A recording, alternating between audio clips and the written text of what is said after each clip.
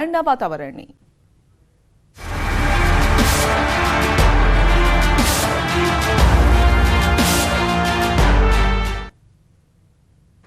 ગુજરાતના પતંગ રસિયાઓ માટે મહત્વના સમાચાર છે। ઉત્તરાયણમાં હવામાન અંગે અંબાલાલની આગાહી છે।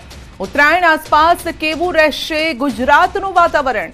14મીએ ગુજરાતમાં વાદળછાયું વાતાવરણ રહી શકે છે। ઉત્તરાયણ પર સવારથી જ ઠંડા પવન ફૂંકાશે। ઉત્તરાયણના દિવસે આંચકાનો પવન ફૂંકાઈ શકે છે। મધ્ય ગુજરાતના ભાગોમાં પ્રતિ કલાક 6 કિલોમીટરની ઝડપે પવન ફૂંકાઈ શકે છે। આંચકાના પવનના કારણે ગતિ વધી પણ શકે છે। કચ્છમાં પ્રતિ કલાક 6 થી 15 કિલોમીટરની ઝડપે પવન ફૂંકાઈ શકે।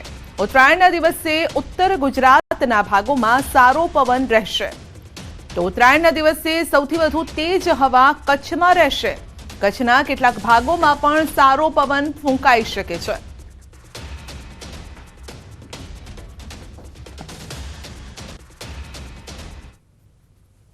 ઉત્તરાયણ ઉપર જોવા જઈએ તો 10-11 વેસ્ટર્ન ડિસ્ટર્બન્સ આવશે। ઉત્તરાયણ ઉપર કંઈક કંઈક આછા વાદળા જણાશે કોઈ કોઈ ભાગમાં। ઉત્તરાયણ ઉપર ઠંડો પવન ફૂંકાશે, પણ ઉત્તરાયણ ઉપર મધ્ય ગુજરાતમાં લગભગ 6 કિલોમીટરની ઝડપે પવન ફૂંકાવાની શક્યતા છે। ક્યારેક ત્યાંની ગતિ આંચકાનો પવનમાં કદાચ ગતિ વધી શકે।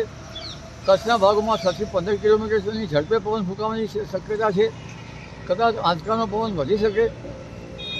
બનાસકાંઠા ઉત્તર ગુજરાતના ભાગમાં પણ પવનની ગતિ રહેશે। દક્ષિણ સૌરાષ્ટ્રના ભાગમાં પવનની ગતિ વધારે રહેશે। વધારે સૌથી પવનની ગતિ તેજ રહેવાની શક્યતા કચ્છમાં છે। કચ્છના ભાગોમાં ઉત્તર સૌરાષ્ટ્રના ભાગોમાં પણ પવનની ગતિ રહેશે। સૌરાષ્ટ્રના કેટલાક ભાગમાં સમજાણ તો કેટલાક ભાગમાં વધુ પવનની ગતિ રહેશે। એટલે આ પવન જે છે એ ઘણી વખત પતંગ રસિયાનો નિરાશ ન કરે તેવો પણ હોઈ શકે, પરંતુ એ ઉત્તરાયણ ઉપર ઠંડા પવનો ફૂંકાશે। અને હવે વાત